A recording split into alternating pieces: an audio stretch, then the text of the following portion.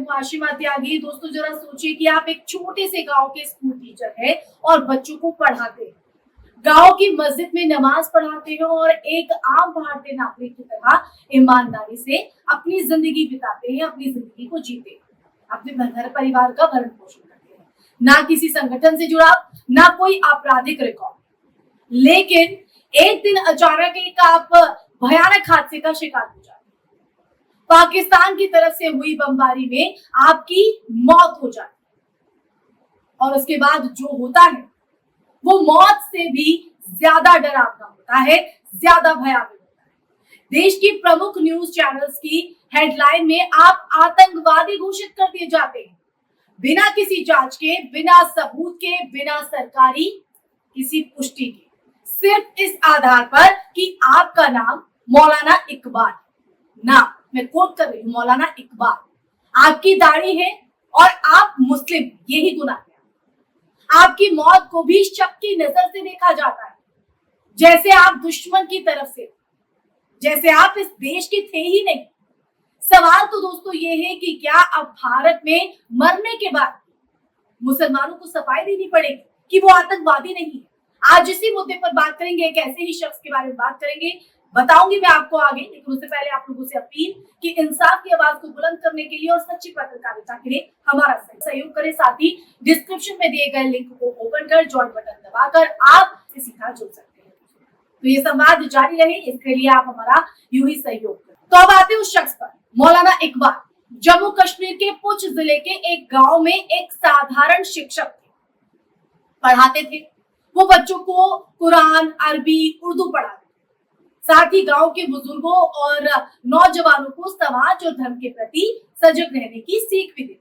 शिक्षक का काम है ना समाज को बनाना, और अपने समाज में वो अपनी भूमिका इसी तरह से निभा रहे थे। उनका जीवन कहीं से भी विवादास्पद नहीं था दोस्तों, वो किसी संगठन से नहीं जुड़े थे, ना कभी उन्होंने कोई आपत्तिजनक बयान दिया। उनकी पूरी जिंदगी अगर देखी जाए तो गांव, मस्जिद और परिवार के बीच सिमटी हुई। वो हर शुक्रवार को गांव के मस्जिद में नमाज पढ़ाते और मदरसे के बच्चों को बीच रहकर शिक्षण कार्य करते। लेकिन उनके इस शांत और धार्मिक जीवन को मीडिया ने, जी हाँ, मीडिया ने एक ही झटके में उखाड़ फेंका, जब उन्होंने बिना किसी प्रमाण के उन्हें आतंकवादी ठहरा दिया। उन्हें आतंकवादी ठहराने में देर नहीं लगाई दोस्तों। ये वही मीडिया था जो रात 9 बजे की चीख चिल्लाहट में देशभक्ति का तमाशा बेचता है, टीआरपी के, महज टीआरपी के लिए, अपने फायदे के लिए। मीडिया ने मौलाना इकबाल की मौत को एक स्क्रिप्ट की तरह ट्रीट किया, एक स्टोरी की तरह ट्रीट किया, जैसे उन्हें एक कहानी की जरूरत थी। और मौलाना इकबाल का नाम और चेहरा उसमें कहीं ना कहीं फिट बैठता था, सटीक बैठता। उन्होंने न्यूज स्टूडियो को, माफ कीजिएगा, कोर्ट बना दिया और वहां मौलाना इकबाल को आतंकी करार दिया। ये जजमेंट देने का अधिकार किसने इन्हें दिया?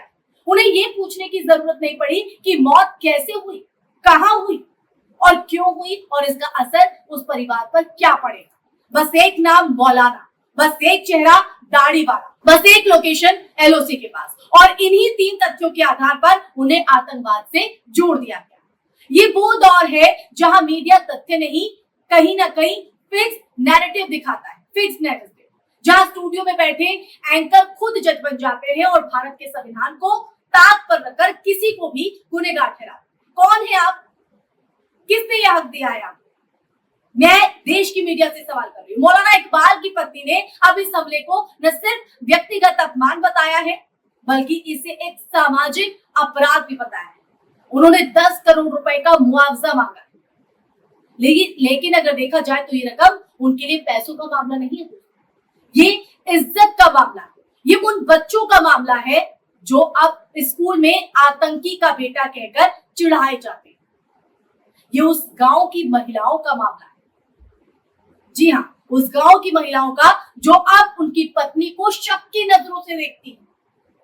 उन्होंने कोर्ट का दरवाजा खटखटाया क्योंकि उन्होंने महसूस किया, ये फील किया दोस्तों कि अगर आज वो चुप रही तो कल कोई और मौलाना, कोई और मुस्लिम, कोई और दाढ़ी वाला और कोई बेकसूर इस झूठे नैरेटिव का शिकार बनेगा। ऐसे में ये कड़ी टूटे, ये लाइन टूटे, इसके लिए ये कदम उठाया गया। ये केवल व्यक्तिगत लड़ाई नहीं, बल्कि पूरे मुस्लिम समाज की लड़ाई है जो बार बार मीडिया के इस जहरीले विमर्श में बदनाम की जाती है। बदनाम की जा रही है। और सबसे दुखद अगर देखा जाए, सबसे चिंताजनक बात यह है कि सरकार पूरी तरह से खामोश है। यहाँ पर भी चुप है, जहां बोलना होता है वहां चुप्पी साध दी जाती है सत्ताधारी की। ना तो किसी मंत्री ने बयान दिया, न किसी जांच एजेंसी ने स्पष्ट किया कि मौलाना इकबाल पर कोई आरोप था या नहीं। प्रेस काउंसिल ऑफ इंडिया ने भी कोई संज्ञान नहीं लिया इस पूरे मामले पर। ये खामोशी सिर्फ एक गलती नहीं है दोस्तों, एक राजनीतिक सहमति भी। सरकार की चुप्पी अपने आप में बहुत कुछ बयां करती है। ये संकेत देती है चुप्पी कि मीडिया को इस तरह का नैरेटिव फैलाने की खुली छूट है। आप किसी को भी आतंकवादी कह रहे हैं, खासकर तब जब शिकार मुसलमान। ये वही भारत है जो G20 जैसे अंतरराष्ट्रीय सम्मेलन में खुद को लोकतंत्र का गढ़ बताता है। लेकिन जब एक भारतीय नागरिक की इज्जत को नीलाम किया जाता है ना, सरेआम नीलाम किया जाता है, तो वो आंखें मूंद देता है। क्या यही लोकतंत्र में हम सीखते हैं, जीते हैं? मीडिया ट्रायल की ये संस्कृति सिर्फ मुसलमानों के खिलाफ नहीं है, ये दलितों, आदिवासियों, छात्रों और महिलाओं के खिलाफ भी है। वो आधी आबादी जिनकी वजह से आज सत्ताधारी सत्ता में बैठे हैं। लेकिन मुसलमानों के मामले में ये हमला ज्यादा तीव्र, ज्यादा तेज और ज्यादा संगठित होता है। समाज का कोई भी वर्ग अछूता नहीं है इस दोहरे मापदंड में। मीडिया जानता है कि अगर किसी मुस्लिम को आतंकवादी बताया जाए तो न सिर्फ टीआरपी मिलेगी बल्कि सरकार की सराहना मिलेगी। और यही वजह है कि किसी भी मुस्लिम व्यक्ति की मौत या गिरफ्तारी को तुरंत आतंकवाद से जोड़ दिया जाता है, भले ही बाद में सच कुछ और निकले और फिर उसके बाद ना कोई माफी ना कोई बयानबाजी।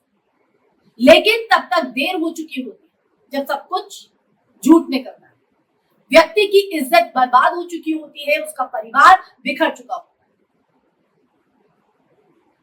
इसलिए दोस्तों आज इस गंभीर मसले पर हम बात कर रहे हैं। मौलाना इकबाल की मौत एक प्रतीक है उस समाज की जो धर्म के आधार पर इंसान की पहचान तय करता है। क्या आप ऐसे समाज से ताल्लुक रखते हैं? चाहे वो हिंदू है या मुस्लिम है, सबसे सवाल है उस मीडिया की जो सच की ज्यादा कहानी दिखाने में विश्वास रखता है। जब एक शिक्षक को सिर्फ नाम के आधार पर आतंकवादी कहा जाए तो ये समाज मानसिक दिवालियापन का संकेत। जी हाँ, इस समाज की मानसिक दिवालियापन का ये केवल मुस्लिम विरोधी सोच नहीं, ये पूरे लोकतंत्र के लिए खतरा है दोस्तों। क्योंकि अगर आज एक मौलाना को आतंकवादी कहा गया तो कल एक दलित प्रोफेसर को नक्सली, एक आदिवासी कार्यकर्ता को देशद्रोही और एक छात्र को टुकड़े टुकड़े गैंग का सदस्य बता दिया जाता है या बता दिया जाए, और हो भी रहा है।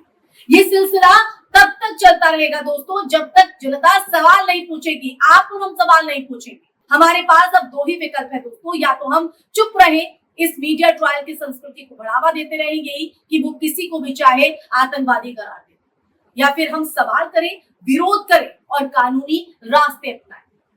मौलाना इकबाल की पत्नी ने जो किया है ना, वो साहस का काम था, वो सराहनीय है। उन्होंने बताया कि न्याय सिर्फ कोर्ट में नहीं है बल्कि समाज की चेतना में भी चाहिए।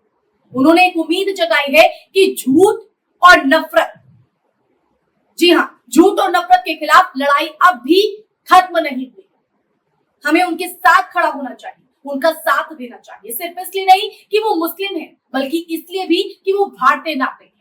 और मैं सिर्फ मुस्लिमों से ये अपील नहीं करती, मैं हिंदुओं से भी करती हूँ कि आप सच को पहचानें, जिन्हें अब बिना अपराध के गुनहगार बना दिया गया। क्या उस परिवार की पीड़ा को आप समझ सकते हैं और समझते हैं तो उनका साथ दीजिए। अगर इस देश को वाकई में लोकतांत्रिक बनाना है ना दोस्तों, तो हमें टीआरपी की भूख में कई अंधे हो चुके मीडिया संस्थानों को जवाबदेह बनाना होगा।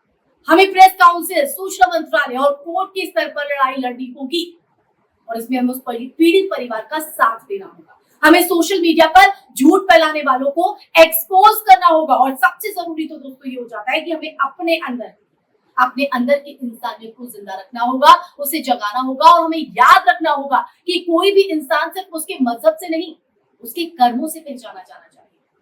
और जिसकी जीती जागती मिसाल, मैं अपने थोड़े पीछे जाऊं अपनी वीडियो में, तो मुफ्ती साहब आपको याद होंगे जिन्होंने केरल की एक नर्स के लिए आवाज उठाई।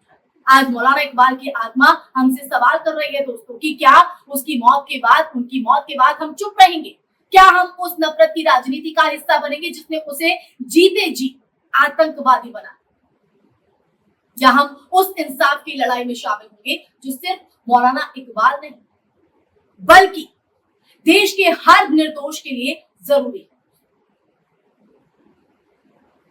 तो दोस्तों अंत में यही है कि अगर हम अब भी चुप रहे ना तो हम भी इस जुर्म में बराबर के हिस्सेदार हैं। तो अब आपको ये हिस्सेदारी निभानी है या समाज में जो निर्दोष है, जिन्हें बिना किसी जांच के, बिना किसी सबूत के आतंकवादी या कसूरवार ठहरा दिया जाता है, उनकी लड़ाई में भागीदार है।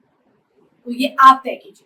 इसी के साथ इस वीडियो में फिलहाल के लिए बस इतना ही। आपको मेरी वीडियो पसंद आई हो तो इसे ज्यादा से ज्यादा शेयर कीजिएगा, लाइक कीजिएगा और हमारे चैनल को सब्सक्राइब कीजिएगा ताकि ऐसे मुद्दे आप तक लगातार पहुंचते रहें सच के साथ। इसी के साथ जय हिंद, जय भारत, नमस्कार।